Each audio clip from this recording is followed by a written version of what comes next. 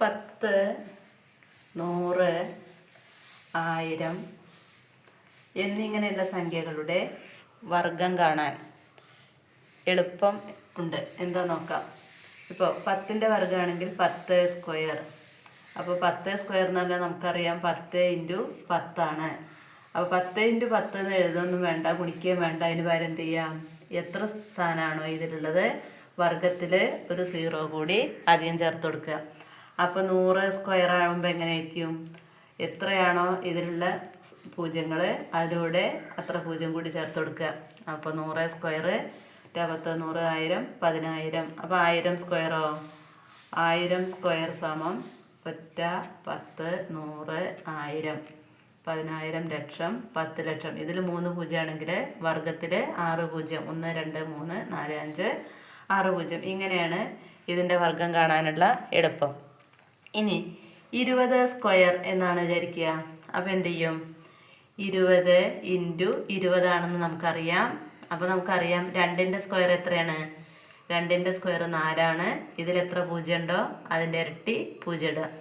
അപ്പോൾ 20 സ്ക്വയർ 400 ആണ്. അപ്പോൾ 50 സ്ക്വയർ എത്രയായിരിക്കും, 5ൻ്റെ സ്ക്വയർ 25. ഇതിൽ എത്ര പൂജ്യം ഉണ്ടോ അതിൻ്റെ ഇരട്ടി പൂജ്യം ഇടുക. അപ്പോൾ 50 സ്ക്വയർ 2500. അപ്പോൾ 100 സ്ക്വയർ എത്രയായിരിക്കും നമ്മൾ പറഞ്ഞിട്ടുണ്ടല്ലേ. ഇനി 101 സ്ക്വയർ കാണാൻ ഗുണിക്കാതെ തന്നെ നമുക്ക് എളുപ്പം ഉണ്ട്. 101 സ്ക്വയർ എന്ന് പറഞ്ഞാൽ നമുക്കറിയാം 101 × 101 ആണ്. അത് ഗുണിക്കാതെ തന്നെ നമുക്കതിൻ്റെ എളുപ്പവിദ്യ ചെയ്യാം. എങ്ങനെ വെച്ചാൽ 101 സ്ക്വയർ എന്ന് പറഞ്ഞാൽ 100 സ്ക്വയർ പ്ലസ് 100 പ്ലസ് 101 ഇത് കണ്ടാൽ മതി. 100 സ്ക്വയർ പ്ലസ് 100 പ്ലസ് 101. 100 സ്ക്വയർ എത്ര നമുക്കറിയാം, 100ൽ എത്ര പൂജ്യം ഉണ്ടോ അതിൻ്റെ ഇരട്ടി പൂജ്യം അതിൻ്റെ സ്ക്വയറിൽ അല്ലെങ്കിൽ വർഗത്തിലിടുക. പ്ലസ് 100 പ്ലസ് 101 എത്ര, 100 പ്ലസ് 101 201. 100 പ്ലസ് 101 201. ഇത് രണ്ടും കൂടി കൂട്ടിയാൽ മതി. 201 കൂട്ടുക. 1, 0, 2, 0, 1. ഇതാണ് 101ൻ്റെ സ്ക്വയർ. കാണാനുള്ള എളുപ്പവിദ്യയാണ് അത്.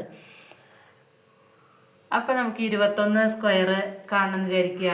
എങ്ങനെ ചെയ്യും, 20 സ്ക്വയർ പ്ലസ് 20 പ്ലസ് 21. 20 സ്ക്വയർ നമുക്കറിയാം 400. ഈ 2, 4. ഇതിൽ എത്ര പൂജ്യം ഉണ്ടോ അതിൻ്റെ ഇരട്ടി പൂജ്യം ഇട്ടു. പ്ലസ് 20ഉം 21ഉം 41. അപ്പം 400 പ്ലസ് 41 എത്രയാണ്, 441. 21 സ്ക്വയർ സമം 441.